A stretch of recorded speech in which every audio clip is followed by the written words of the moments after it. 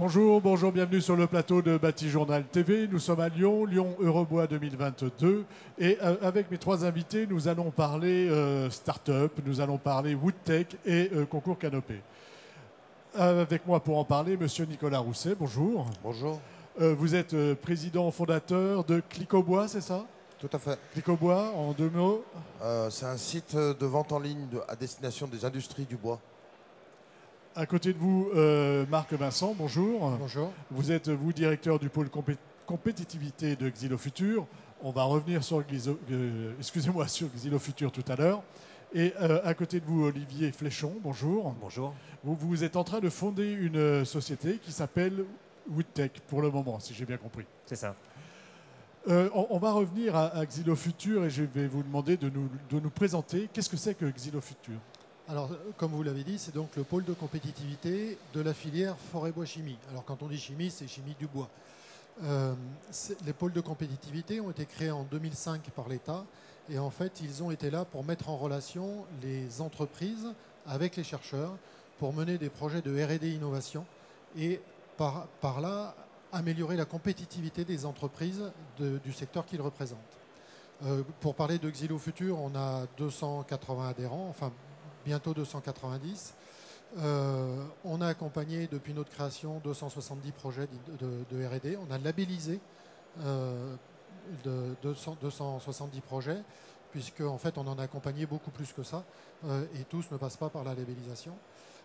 Et cette labellisation, en fait, par des commissions de labellisation qui sont composées d'experts, ont permis la mobilisation d'une centaine de millions d'argent public pour aider justement ces projets d'innovation. En dehors des deux entreprises qu'on a là, quel type de projet est-ce que vous pouvez nous donner deux, trois exemples ou même peut-être de projets qui ont été mis en place depuis 2005? Oui, alors tout d'abord, on couvre l'ensemble de la filière forêt-bois-papier, enfin forêt-bois-chimie, et donc on est organisé en trois domaines d'activité stratégiques. Un qui est plutôt forêt, et qui peut aller des activités de sélection génétique jusqu'au transport de billons vers l'entreprise utilisatrice. Deuxième domaine d'activité stratégique, c'est la transformation du bois matériaux. C'est toutes les activités traditionnelles de transformation. Et enfin, le troisième domaine d'activité stratégique qui est chimie-énergie, donc chimie du bois et bois-énergie.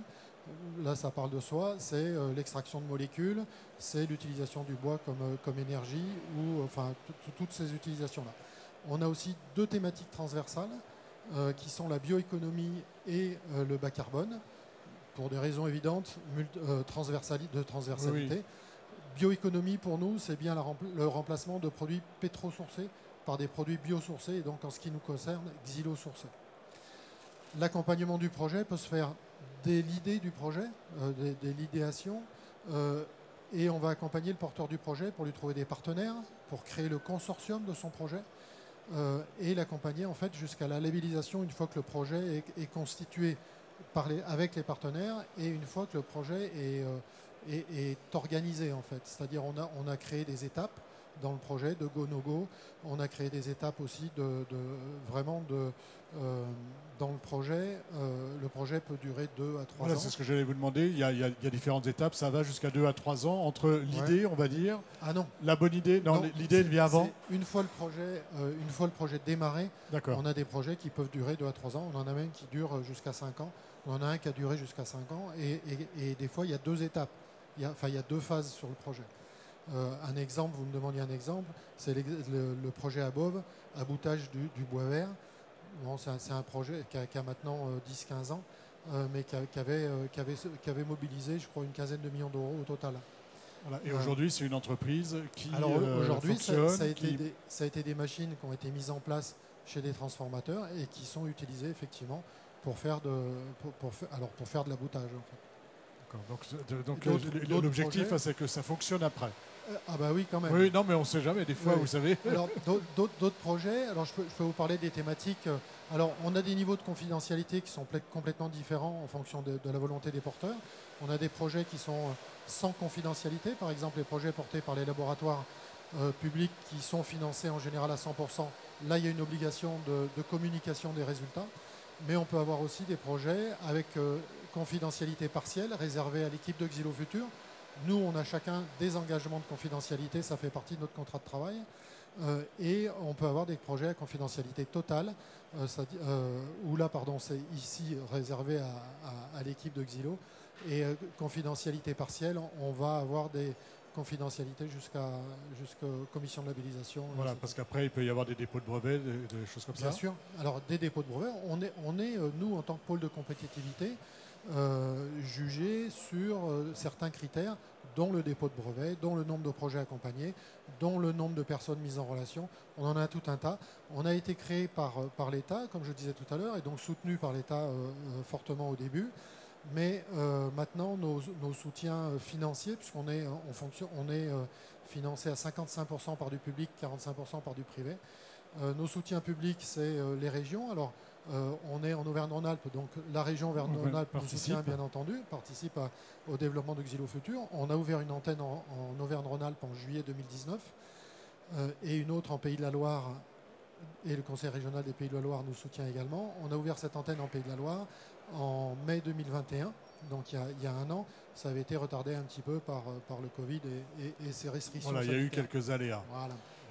Et enfin, autre région qui nous soutient, et c'est important parce que c'est notre plus gros soutien en fait public, c'est la région de Nouvelle-Aquitaine. On a également des soutiens de départements. On est en Auvergne-Rhône-Alpes, donc je vais citer le département de l'Ain d'abord, mais il y a également le département des Landes. Des Landes, qui n'est pas en aura. Hein. Non, qui n'est pas en aura, lui, exactement. Et qui, lui, nous soutient depuis la création. On a également des EPCI. Alors, on va commencer également par Auvergne-Rhône-Alpes, au budget agglomération, chez qui on a implanté notre antenne. On a également Bordeaux Métropole. Et puis, on a enfin des soutiens, des partenariats qu'on a avec Fibois France notamment et les déclinaisons régionales et un partenariat avec Autotechnologie par exemple qui est notre partenaire digital et qui nous accompagne depuis l'année dernière, qui accompagne spécifiquement la Woodtech et la Woodtech depuis l'an dernier et qui va accompagner Xilo Futur aussi cette année. Alors on va parler de la Woodtech. De quoi s'agit-il et vous nous donnerez un petit peu si comment. Vous permettez, le permets, mais le temps voilà, file. Si vous permettez, juste pour avoir la bonne chronologie, on va parler d'abord du Canopé Challenge, puisque pour en fait développer ces projets-là, on anime un écosystème, l'écosystème de l'innovation dans la filière forêt-bois au niveau national. Et donc dans cette animation, on a été partenaire de la première édition du Canopé Challenge qui était co-organisée par Forinvest et l'École supérieure du bois.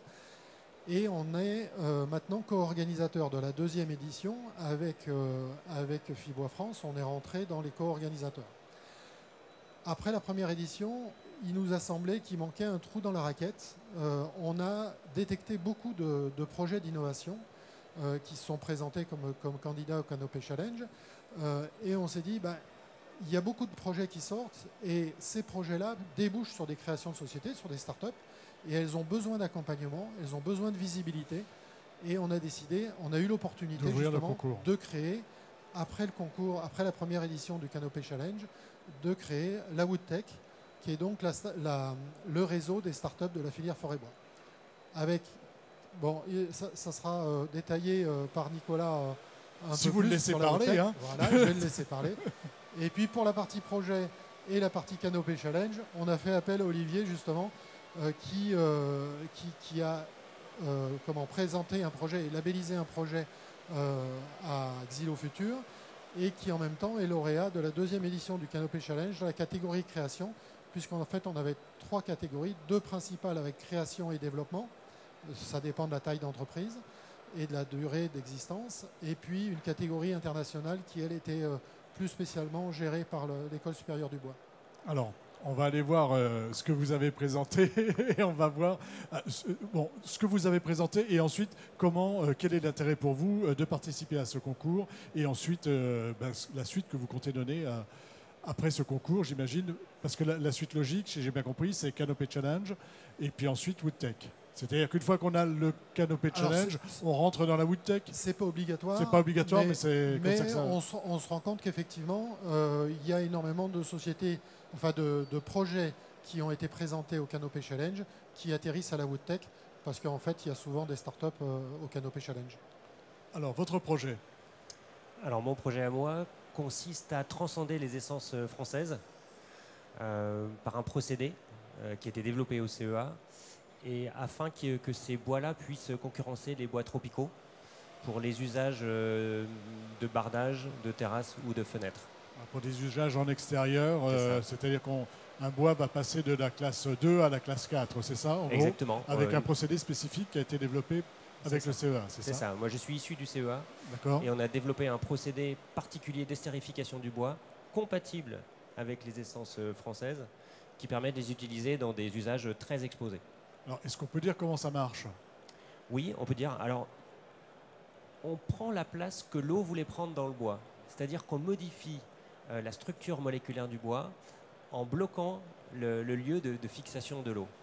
Et on le bloque avec un produit qui est déjà naturellement présent dans le bois. C'est-à-dire qu'on change la proportion de produit, mais on rajoute aucun produit chimique dans le bois, de telle sorte qu'on ait un bois massif. On reste un bois massif qu'on peut incinérer en fin de vie, et on n'est pas concerné par les bois, par l'imprégnation des bois. Voilà, il n'y a pas d'imprégnation. On est sur un. Est-ce qu'on chauffe quelque chose? Est-ce qu'il y a de l'énergie pour produire ces bois? Il y a de l'énergie pour chauffer et pour comprimer les réactifs, qui sont des dérivés du vinaigre. Donc ça, c'est le projet. Et vous êtes en train de créer la société qui va le mettre en place, c'est ça? Et comment ça se passe? C'est-à-dire, quelles sont les difficultés qu'on peut rencontrer quand on a un projet comme celui-ci? Et ensuite, qu'est-ce que vous attendez de Xylofutur? Alors, ce qu'il faut bien comprendre, c'est qu'un projet très techno comme celui-ci, c'est une mèche qu'on essaye d'allumer. Donc il faut s'y prendre à plein de fois, et il faut un peu d'aide pour allumer cette mèche. Il faut peut-être mettre un peu de carburant et puis réessayer. Le Canopé Challenge, c'est quelque chose qui aide à allumer la mèche. Parce que la mèche, elle va s'allumer si vous avez des journalistes qui s'intéressent au projet, si vous avez des fonds d'investissement qui s'intéressent au projet, si vous avez des industriels qui s'intéressent au projet. Et quand on est individu dans un institut de recherche et qu'on a cette idée, c'est très compliqué d'accéder à ça.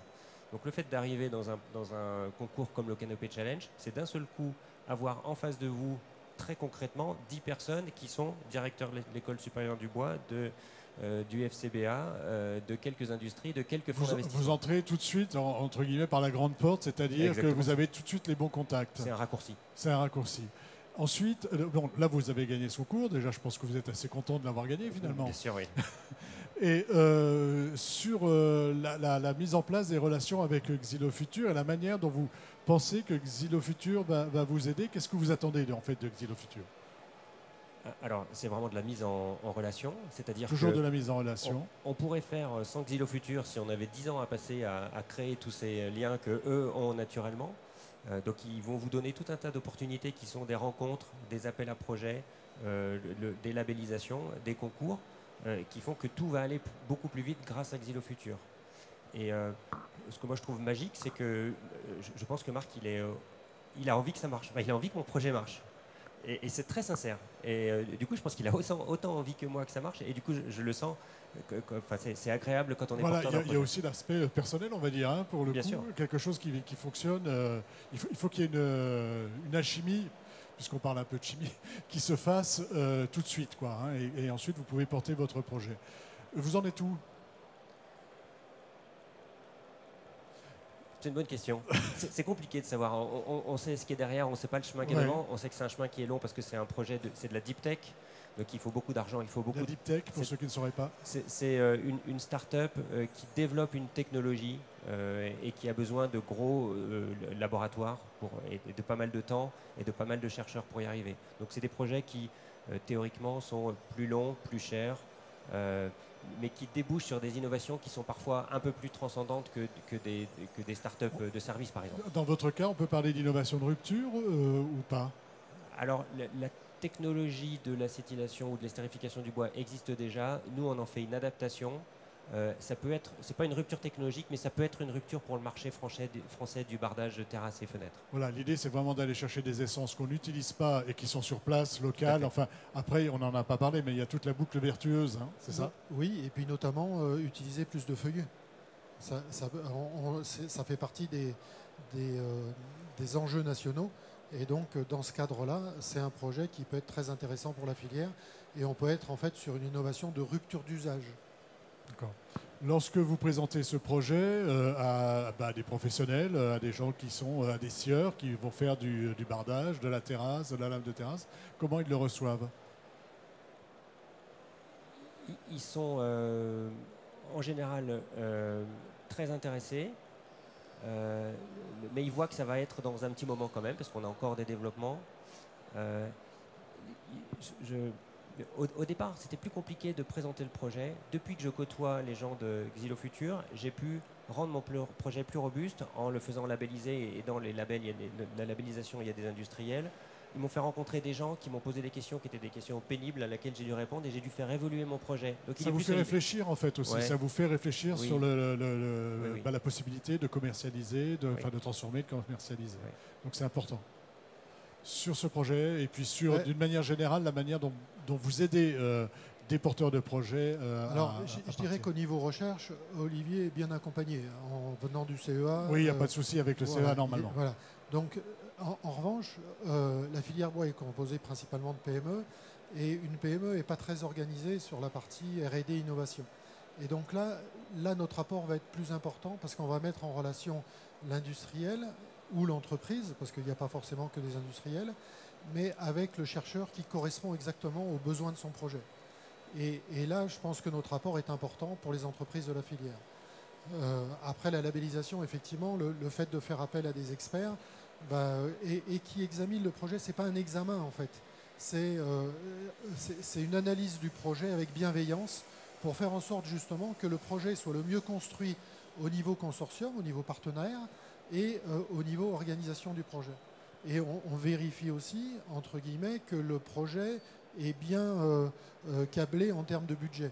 C'est-à-dire que le budget correspond bien Ça aussi, c'est important. Ah bah oui, c'est important. Si vous présentez un projet comme le sien en disant j'ai besoin de 20 000 €, il y a un loup, il y a un problème là. Et voilà, enfin, quand Olivier dit qu'il y a des chercheurs et que c'est un projet d'envergure, il a 6 chercheurs en ce moment qui travaillent sur son projet alors que la boîte n'est pas montée encore. En fait, nous, on a l'habitude de parler de l'échelle de TRL des projets qui va de 1 à 9. 1, vous êtes sur de la recherche fondamentale. 9, vous êtes sur le marché quasiment. Et ben, on a toute cette échelle de projets pour l'ensemble des projets qu'on accompagne. Et donc, évidemment, un accompagnement de projet à TRL 7 ne va pas se faire de la même manière qu'un TRL 2 ou 3. D'accord. Et là, on est plutôt... sur du 6 ou 7. Sur du 6 ou 7, d'accord.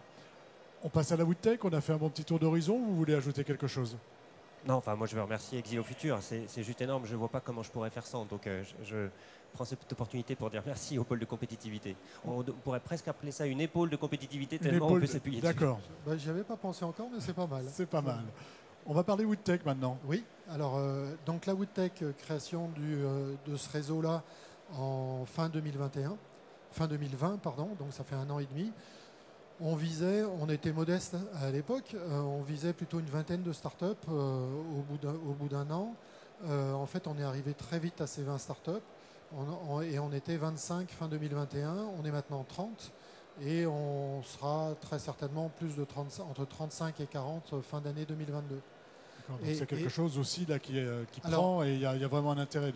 Oui, alors c'est quelque chose qui prend d'abord, je pense, parce qu'il y a un besoin. Il n'y a pas de réseau identifié start-up de la filière forêt-bois. Donc il y a effectivement un besoin et les start-up, là encore, on joue notre rôle de metteur en relation avec les entreprises de la filière, avec le réseau d'innovation de la filière. Et ça, c'est important pour les start-up qui souvent ne savent pas trop à qui s'adresser. Et enfin, on met aussi les start-up, on met aussi les entreprises de la filière en relation avec les start-up. Parce que ce lien-là est aussi important pour les adhérents de Xylofutur. Et enfin, on contribue aussi à l'attractivité de la filière en montrant une image positive de la filière, en montrant une image innovante de la filière. Voilà, la filière bois innove, il y a des startups dans le bois. Exactement. La filière bois, c'est pas le bûcheron avec sa tronçonneuse. Ce n'est pas que, on a besoin de lui. Ce n'est pas que, bien entendu, mais dans l'image du grand public et souvent des organismes qui accompagnent la filière, des organismes financeurs, ils sont un peu... Oui, on a l'image d'une filière traditionnelle, un petit peu... trop souvent encore. Trop souvent. Et en fait, nous, ce qu'on veut montrer aussi, en communiquant avec la Woodtech, c'est montrer que la filière est innovante et qu'elle est dynamique. Elle bouillonne en fait d'innovation. Alors on y va sur l'innovation. Votre innovation, c'est quoi? Mon innovation, donc c'est un site de vente en ligne, comme je le disais, mutualisé. On permet à des entreprises petites et moyennes de vendre directement leurs produits. L'innovation, elle réside dans un... Donc on travaille qu'en click and collect. Donc l'idée, c'est d'avoir un maillage du territoire et de pouvoir apporter le produit au plus proche du consommateur. Justement, pas l'apporter, mais le proposer au plus proche du consommateur. Et donc, de ce fait, on enlève la part transport qui existe naturellement entre le fabricant et le distributeur. Et de là, on est capable, sur notre site, de proposer les produits les plus bas marché, avec un bilan carbone le plus bas du marché. Voilà, l'idée, hein, c'est de diminuer le bilan carbone en limitant les transports. Tout à fait. On voit que c'est deux projets vraiment très différents. Hein, et en ça, vous accompagnez des projets qui sont vraiment... Oui, et on peut dire aussi qu'avec la Woodtech, en fait, on a deux réseaux qui se côtoient. On a vraiment le réseau de l'innovation de filière qui est avec les établissements de recherche et de formation, avec les entreprises. Et on a aussi à côté le réseau de la Woodtech, parce que, alors ça c'est quelque chose qui nous a surpris très agréablement aussi, c'est qu'en fait, ils commencent à faire du business entre eux. Oui. Et ça, sans la Woodtech, en fait, ils ne l'auraient pas fait. Et donc, alors je ne sais pas, tu allais peut-être le dire, mais le réseau, la Woodtech, au départ, il était là plus pour les mettre en relation avec la filière et inversement. Et en fait, on se rend compte que c'est aussi un réseau... C'est aussi un réseau qui est en train de se créer. En lui-même, qui est en train de se créer. Vous êtes bavard, hein? Comment la Woodtech vous a aidé? Comment ça s'est passé? Est-ce que vous pouvez nous décrire le processus? Et puis, comment ça s'est passé? Comment ça se passe encore aujourd'hui? La Woodtech, en fait, moi j'ai eu connaissance de... Je ne sais plus exactement par quel biais. J'ai contacté François Vulser qui m'a présenté le réseau. Moi, tout seul dans mon coin, en Haute-Savoie, c'était quand même compliqué, à la fois sur la visibilité et sur la connaissance de l'ensemble des connexions entre les interprofessions, les organismes financeurs et tout ça. Et du coup, on m'a expliqué qu'il y avait d'abord une adhésion annuelle. Et après, derrière, on a tout un tas de services qui nous amènent. Et j'ai envie de dire, on peut bénéficier de leur écosystème qu'ils ont créé, dont Marc a parlé tout à l'heure. Cette adhésion, elle s'élève à combien? 520 € hors taxe. Voilà, ce qui n'est pas excessif pour une société comme la vôtre. Non, c'est tout à fait raisonnable. Donc, vous adhérez à un réseau, et ce réseau, qu'est-ce qu'il vous apporte? Eh bien, il m'apporte, moi, dans un premier lieu, de la visibilité. C'est-à-dire qu'aujourd'hui, j'existe à travers la Woodtech. J'ai pu participer à des salons comme Eurobois, où, là, il n'y a pas vraiment de stand, mais il y a quand même de la visibilité. Et on a pu participer au Carrefour international du bois il y a 15 jours. Où on s'est rencontrés. Tout à fait. Où là, on avait vraiment un stand physique et on a pu rencontrer tous les acteurs de la filière. Donc ça, c'était important pour vous. En fait, c'est le réseau qui est le plus important, d'après ce que je comprends. Le réseau et bénéficier de leur connexion avec les différents organismes ou différents consortiums qui existent. Est-ce que vous pouvez me donner un exemple, par exemple, d'une connexion avec le réseau qui vous a aidé? Je vais vous en donner deux. Deux, allons-y.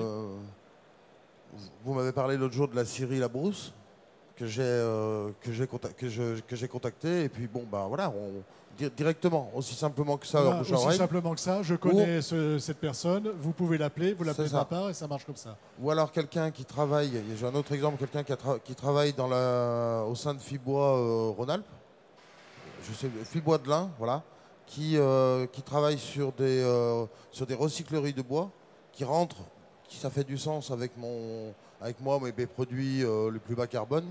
Et donc du coup, on est en train de travailler ensemble pour voir comment on peut proposer leurs produits sur le site, quoi. Sur le site. Et ça, c'est des gens qui étaient dans la Woodtech? Ou est-ce que c'est... Non, c'est pas des gens... Le bois recyclé, ce n'est pas des gens qui étaient dans la Woodtech, mais quelqu'un de la filière bois les a connus et ils avaient une problématique et ma solution digitale répond à leur problématique. Répond à leur problématique. Est-ce que vous avez réseauté, on va dire, avec les gens de la WoodTech? Et est-ce qu'aujourd'hui, vous travaillez avec certains d'entre eux? En partie. En partie, c'est le début en fait. Hein. Moi, je suis rentré. C'est le début, vous êtes rentré quand? Oui, parce qu'on aurait dû commencer par là. Ça fait depuis février, donc c'est vraiment tout récent. Donc c'est tout récent. Donc déjà, en ayant adhéré il y a quelques mois, 4 mois, vous avez déjà eu des bénéfices par rapport à ce que peut vous proposer la WoodTech. Une petite précision aussi, c'est que, alors là, on parlait tout à l'heure de cotisation 520 € effectivement pour les entreprises, pour les startups de la WoodTech. Avec cette cotisation, vous avez également l'adhésion à Xilo Futur. Alors l'adhésion à la WoodTech est plus chère que l'adhésion à Xilo Futur. Pour une société qui a moins de 20 personnes, l'adhésion à Xilo Futur, c'est 272 € je crois de mémoire hors taxe. Mais à la WoodTech, vous avez un peu plus de services. Il y a 4 services principaux en fait, qui sont offerts par la WoodTech aux entreprises qui adhèrent. Alors, on a vu la mise en relation, on a vu la visibilité. Il y a une boîte à outils avec un site internet dédié, la WoodTech. Et cette boîte à outils, en fait, c'est des outils dont bénéficient et dont ont besoin les startups. Ça peut être des outils numériques, ça peut être des annuaires, ça peut être qui servent aussi à la mise en relation. Tout ce qui sert à une entreprise en fait aujourd'hui. Et surtout à une startup. Parce que vous avez aussi un annuaire d'investisseurs et les contacts, vous avez également les contacts mail et téléphone des investisseurs potentiels. Tout à fait. On organise nous aussi ce qu'on appelle des cafés techniques ou des démo days. La démo day, ce sont des pitchs par les startups devant les investisseurs qui, eux, en sachant qu'ils viennent à la WoodTech, ils savent qu'ils ne vont pas perdre leur temps avec des gens qui ont des dossiers mal ficelés. Le café technique, on fait un vendredi par mois une intervention sur une thématique qui intéresse les startups. Ça a effectivement été mis en place aussi par François, qui est l'animateur de la WoodTech. Et il peut y avoir, c'est comme ça qu'on a connu par exemple Autotechnologie, qui est devenu notre partenaire à la WoodTech et à Xilo Futur. Voilà, toute cette mise en relation, tout ça est très important en fait. Oui. Hein. Oui. Un petit mot de conclusion. Et après, on verra votre conclusion. Je vous disais que tout à l'heure, il m'arrivait d'oublier des choses. Oui. Tout à l'heure, dans les services de Xilo Futur, j'ai oublié de nommer le service Europe. On a une chargée de mission Europe qui a été recrutée au mois de mars pour mettre en place justement, pour développer ce service en Europe qui a été mis en place avant par notre chargé de projet bois. Et en fait, l'objectif, c'est d'emmener en fait nos adhérents vers des projets européens pour avoir des partenariats, que ce soit recherche ou industriel, avec des partenaires justement européens, d'autres pays, et également avoir accès à des financements européens. Voilà. Et si je veux tout savoir sur Xilo Futur, il y a un site internet. Xilofutur.fr. Voilà.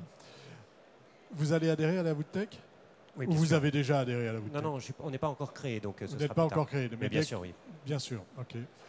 Un petit mot final sur cet aspect important pour le démarrage d'une start-up. C'est ce que j'ai dit tout à l'heure, c'est qu'il nous aide d'une façon logistique, mais on sent qu'il y a beaucoup de bienveillance derrière et qui sont intéressés par le fait que... Intéressés par ce que vous faites. Par le fait que ça réussisse. Voilà. Il faut que ça réussisse. Voilà. Bonne chance. Et de votre côté, vous en êtes où alors dans votre start-up? Vous avez démarré l'activité commerciale, on en est où aujourd'hui? Donc nous, l'activité commerciale fonctionne aujourd'hui. Seulement, on manque d'adhérents. Les industriels qui peuvent mettre en vente les produits. Donc, appel aux adhérents. Appel aux adhérents, tout à fait. Donc, vous venez soit sur le site www.clicobois.com, et puis il y aura le formulaire de contact, ou contacter la WoodTech ou Xilo Futur. Voilà, 2 entrées. Merci messieurs, merci d'être venus nous parler sur le plateau de Bâti Journal donc de Xilo Futur, et puis avec 2 exemples, un qui commence à être abouti et puis un autre qui va bientôt l'être, j'espère. Une émission à retrouver donc sur notre site internet Bâti Journal TV, comme toutes les émissions que nous tournons ici à Eurobois 2022, à retrouver également sur les sites de nos partenaires que sont Woodsurfer, le salon Eurobois 2022 et bien sûr France Bois Forêt. Merci à vous. Merci.